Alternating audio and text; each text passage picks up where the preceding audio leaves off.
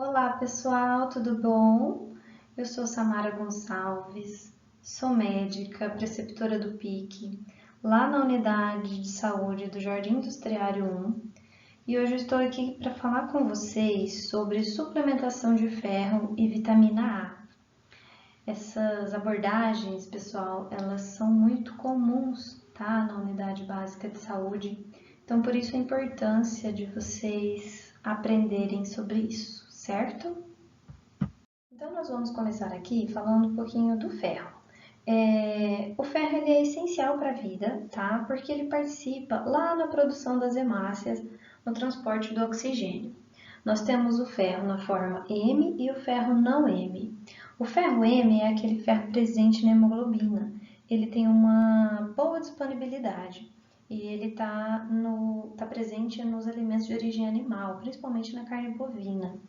Enquanto que o ferro não M, ele não faz parte desse complexo do M da hemoglobina e ele já tem uma disponibilidade menor e é encontrado nos vegetais, nos legumes. Nós vamos falar um pouquinho da fonte mais lá na frente, tá bom?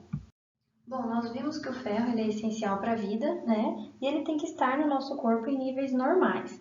Então, quando ele está em excesso, ele pode levar a um estado de hemocromatose. E a deficiência de ferro pode causar várias situações, como, por exemplo, o comprometimento do sistema imune, aumento de risco de doenças, né? Tanto para mães quanto para recém-nascidos, diminuição da função cognitiva, do crescimento, desenvolvimento das crianças, diminui a capacidade de aprendizagem, tem uma menor produtividade em adultos, ocasiona também a anemia ferropriva e também, gente, o ferro ele participa de algumas funções hormonais, como por exemplo nas funções tireoidianas. Então, nós vimos que a anemia ela é uma das principais complicações, né, da deficiência de ferro. E eu trouxe aqui para vocês a definição de anemia, que ela é definida como uma condição na qual a concentração de hemoglobina no sangue está abaixo do normal. Então, os níveis de hemoglobina, eles variam, é claro, né, a partir de sexo e idade do indivíduo. E lembrar, gente, isso aqui é muito importante, que nem toda anemia é por deficiência de ferro, tá? Temos a anemia ferropriva, que é por falta de ferro, sim, mas existem outras anemias, tá? Anemia não é sinônimo de falta de ferro. Então, nós temos anemias por deficiência de vitamina B12, de ácido fólico, anemias de doenças crônicas, anemias por doenças genéticas, enfim. Hoje nós vamos falar, né, do problema relacionado à anemia ferropriva, mas é importante vocês lembrarem disso, tá bom? Então, a anemia por deficiência de ferro, ela é considerada uma carência nutricional de uma magnitude muito grande no mundo todo. Ela tem uma prevalência em todos os segmentos sociais e acomete principalmente crianças menores de 2 anos e gestantes. E aí, gente, nós temos a relação anemia e desenvolvimento das crianças. Crianças que apresentaram anemia nos primeiros anos de vida, elas tiveram um rendimento escolar menor. E crianças que tiveram anemia na infância também tiveram, apresentaram, né, uma baixa produtividade quando em adultos. E isso acaba contribuindo para um desenvolvimento ruim do país, né? Porque essa baixa produtividade tem um impacto muito grande. Então, levando em consideração a relevância desse problema, foi estabelecido o Programa Nacional de Suplementação do Ferro, onde ele consiste na suplementação universal de suplemento de ferro em doses profiláticas. Nós vamos falar disso lá na frente, tá? E também, além de fazer a suplementação de ferro, também desenvolveu a fortificação dos alimentos preparados para crianças com micronutrientes em pó. Então, por exemplo, os leites, né? Leites de fórmula foram adicionados ferro. E também, gente, a fortificação obrigatória das farinhas de trigo e milho com ferro e ácido fólico. E também, né, aquela educação em saúde que nós fazemos todos os dias lá na unidade de saúde, que é a promoção de uma alimentação adequada, saudável, para o aumento do consumo de alimentos com fontes de ferro, que é ensinar as pessoas a se alimentar de uma maneira mais adequada, né? Então, deixei aqui para vocês que a partir de junho de 2004, todas as farinhas de trigo foram fortificadas, tá? De trigo e de milho também. Então, gente, o programa ele estabeleceu que crianças acima de 6 meses, então de 6 a 24 meses, receberiam 1 miligrama de ferro elementar por quilo por dia até completar 24 meses, né, 2 anos. Mas isso, gente, tem uma observação aí, tá? Ainda vocês vão encontrar essa referência a partir de 6 meses, só que eu vou mostrar no próximo slide, que isso mudou, tá bom? Também, além das crianças, né, gestantes, 40 miligramas de ferro elementar por dia até o final da gestação. E as mulheres no pós-parto e pós-aborto também, a mesma coisa, 40 miligramas de ferro elementar por dia até o 3º mês pós-parto ou até o 3º mês pós-aborto. É esse aqui, gente, que eu falei para vocês ali no slide atrás, que mudou, tá? Então, para prevenir a deficiência de ferro, os departamentos de nutrologia, hematologia e a Sociedade Brasileira de Pediatria passaram a recomendar a suplementação de ferro para os 3 meses de idade e não mais somente aos 6 meses, tá? Então, por isso que eu falei, vocês ainda vão encontrar referências falando que é aos 6 meses, mas essas sociedades aqui, principalmente a Sociedade Brasileira de Pediatria, recomenda agora a partir dos 3 meses, tá? E a quantidade é a mesma, tá bom? Então, um recém-nascido que nasceu de peso adequado para a idade gestacional, que está em aleitamento materno exclusivo ou não, ele passa a receber 1 miligrama de ferro elementar por quilo de peso a partir do 3º mês de vida, até completar 2 anos. Então, aqui nós temos algumas situações especiais, tá? Vamos falar de um por um. Primeira situação são recém-nascidos a termo, com peso menor que 2,5 kg. Essas crianças vão começar a receber a partir do 1º mês de vida, tá? Então, a partir do 1º mês, eles recebem 2 miligramas por quilo de peso, até completar 1 ano de idade. Aí, depois que eles completam 1 ano, eles vão entrar naquele esquema igual das outras crianças, que é 1 miligrama por quilo por dia, até completar 2 anos. O próximo seria recém-nascidos, porém pré-termos, tá? Que nasceram entre 2,5 kg e 1,5 kg. Eles também vão receber 2 miligramas por quilo de peso por dia, a partir do 1º mês, e até 1 ano, e depois também entram no mesmo esquema de 1 miligrama por quilo por dia. Nos recém-nascidos também pré-termos, que nasceram com 1,5 kg, entre 1,5 kg e 1 kg, eles recebem a partir do 1º mês de vida 3 miligramas por quilo de peso, também até 1 ano de idade, e após completar 1 ano, 1 miligrama por quilo até 2 anos. E por último, os que nasceram pré-termos, com menos de 1 kg, eles recebem 4 miligramas por quilo de peso por dia, também a partir do 1º mês de vida, e até 1 ano de idade, e depois mais 1 miligrama por quilo até completar 2 anos. Então, vocês observaram que quanto menor o peso de nascimento do recém-nascido, maior a quantidade por quilo de peso por dia, né? E todos eles a partir de 1 mês, né? E com a duração de 1 ano, e depois de 1 ano eles entram iguais às demais crianças. Vocês lembram lá no começo que eu falei que o ferro não M, ele tem uma disponibilidade não muito boa?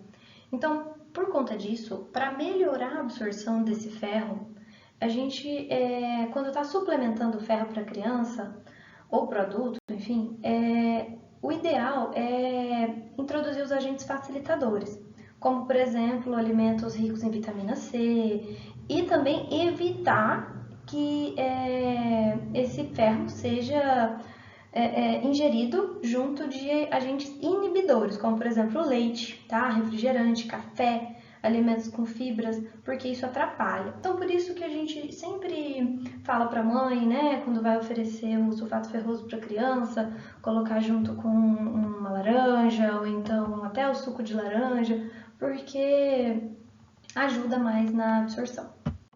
Geralmente, a nossa escolha costuma ser o sulfato ferroso, porque é o que está disponível na atenção básica.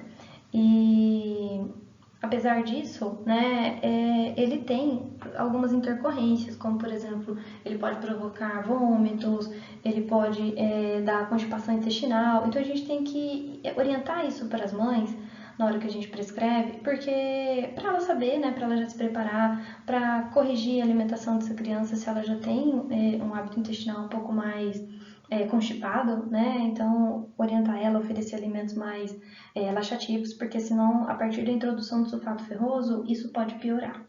E tudo isso que a gente falou, gente, foi sobre suplementação, doses profiláticas de ferro, tá? Para prevenção da deficiência, prevenção de anemia. Mas em alguns casos, o paciente já chega com quadro de anemia, tá? Anemia ferropriva. Então, quando você identifica que esse paciente tem anemia ferropriva, aí você tem que fazer não mais a profilaxia, e sim o tratamento, tá? E aí você vai tratar também com ferro, porém com doses maiores. Então, o tratamento é por via oral, de 3 a 5 miligramas por quilo por dia de ferro elementar, por pelo menos 8 semanas. Tá? E é claro que aqui a gente também orienta com relação à alimentação, né, os alimentos ricos em ferro, mas é preciso mudar a dose, tá? E para a gente finalizar sobre o ferro, né, vamos falar das fontes dele. Então, as fontes de ferro são as carnes vermelhas, né, principalmente fígado de boi, vegetais verdes escuros, leguminosas. Deixei aqui, gente, para vocês a observação sobre o ferro no leite, tá? O ferro do leite materno, ele tem uma quantidade reduzida, né? Ele é pouca quantidade, mas ele é bem absorvido. Então, o pouco que tem, a criança absorve bem. Enquanto que o leite de vaca, ele também tem pouca quantidade, só que ele é mal absorvido.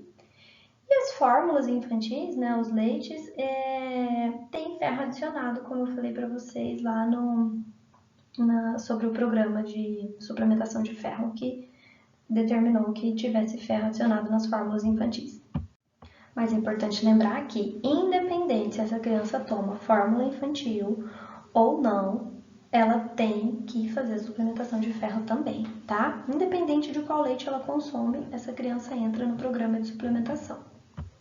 Agora, gente, vamos falar da vitamina A. A vitamina A, ela é um micronutriente encontrado tanto em fontes de origem animal quanto vegetal.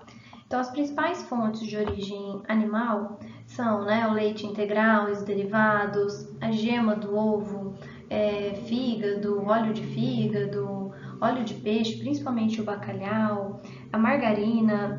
Essa questão da margarina, gente, foi depois de uma legislação que obrigou a fortificação dos produtos, né, da margarina, com a adição de vitamina A, tá?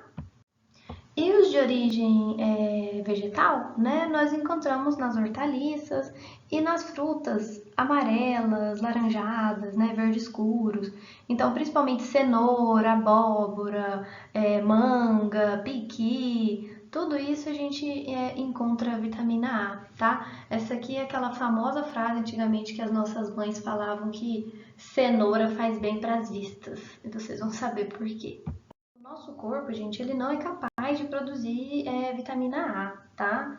Então, por conta disso, toda a vitamina A que nós necessitamos deve vir dos alimentos. O nosso corpo, ele armazena a vitamina A lá no fígado e ele garante uma reserva. E essa reserva vai sendo utilizada na medida que for precisando. Então, o grande problema, né, da vitamina A aí são as deficiências dela, e que elas podem se manifestar como deficiências clínicas e subclínicas. Então, lá na deficiência clínica de vitamina A, o principal problema é a xeroftalmia, né, que é o olho seco. E aí isso pode vir ocasionando problemas no sistema visual e que ele pode acometer 3 estruturas dos olhos, que é a retina, a conjuntiva e a córnea. E a consequência disso, né, é a diminuição da sensibilidade à luz, podendo levar esse indivíduo até a cegueira total, parcial ou então mesmo até total. E a primeira manifestação funcional de cegueira noturna é quando o paciente ele perde a diminuição da capacidade de enxergar bem em locais com baixa luminosidade. Já as deficiências subclínicas de vitamina A, elas são definidas quando as concentrações de vitamina A estão baixas, né? E vão contribuindo para a ocorrência de algumas doenças, como por exemplo diarreia e complicações respiratórias. Então, quando que eu vou suspeitar que o indivíduo pode ter deficiência de vitamina A? Quando eu tenho uma criança ou então uma gestante com dificuldade de enxergar à noite, né, a cegueira noturna, ou então quando eu tenho ressecamento ocular, né, os sintomas de xeroftalmia, quando tenho paciente com muita diarreia, aquela diarreia frequente, e crianças com desnutrição. Então, no dia 13 de maio de 2005, foi instituído o Programa Nacional de Suplementação de Vitamina A, com o intuito, né, de reduzir a deficiência dessa vitamina.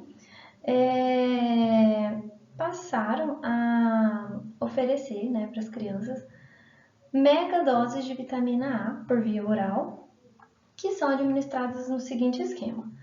Crianças de 6 a 12 meses recebem uma dose de 100 mil I de vitamina A. E depois dessa idade, né, de 12 meses a 72 meses, 200 mil I uma vez a cada 6 meses. Essas cápsulas, gente, de vitamina A, elas vêm para a unidade de saúde, tá? E é administrado na própria unidade mesmo. E tem que ser, gente, muito importante isso aqui agora, registrar na caderneta da criança, tá? Não pode deixar de anotar lá, porque para a criança não receber, né, doses desnecessárias, né? E para ter esse acompanhamento. E é importante aqui, gente, saber que se essa criança estiver tomando um polivitamínico que a mãe está dando ali, às vezes esses polivitamínicos já têm vitamina A. Então, tem que verificar isso para a criança não receber uma mega dose, tá bom? E avaliar, gente, se essa criança tem sinais, né, de deficiência mesmo, avaliar a alimentação dessa criança para ver se ela está consumindo aqueles alimentos do grupo que são as fontes de vitamina A, porque se essa criança se alimenta bem, né, não tem necessidade de você fazer essa mega dose para ela. E aqui o que eu acabei de falar para vocês, né? Administrar a vitamina A na forma de megadoses apenas para as crianças das regiões de alta prevalência de hipovitaminose A que têm o diagnóstico de hipovitaminose. Então, a cada 6 ou a cada 4 ou 6 meses e após também realizar aquela investigação da alimentação da criança. Certo? Bom, gente, é isso, tá? Espero que vocês tenham compreendido o assunto. Qualquer dúvida que vocês tiverem, estou à disposição para esclarecê-las. E eu utilizei a referência, os manuais, né, tanto de suplementação do ferro quanto de suplementação de vitamina A, mas o mais atualizado mesmo está sendo esse último, que é da Sociedade Brasileira de Pediatria.